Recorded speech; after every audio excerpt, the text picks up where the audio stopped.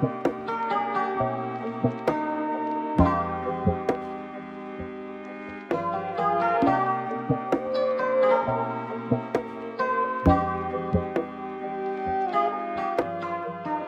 going on, guys? Today we're going to be looking at the key things you need to have a strong barbell bench press.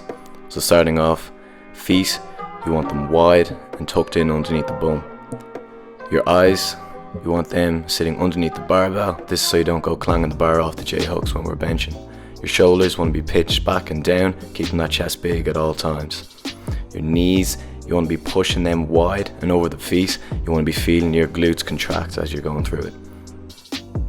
When benching, it's perfectly safe and beneficial to have an arch in your lower back, as the waist of the barbell is going to be traveling horizontally through the chest and not vertically through the spine.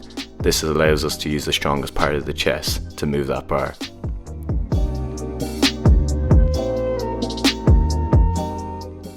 When looking at it from the front, we can get a better look at the setup.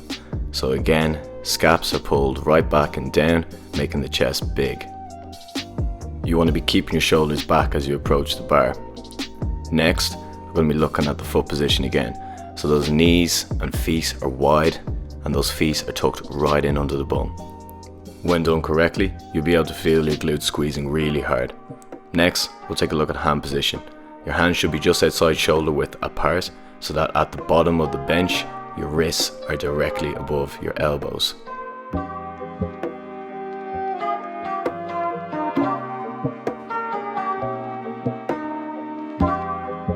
Bench pressing is a total body exercise, so having strong legs and midsection, i.e. your base, are key to upper body performance.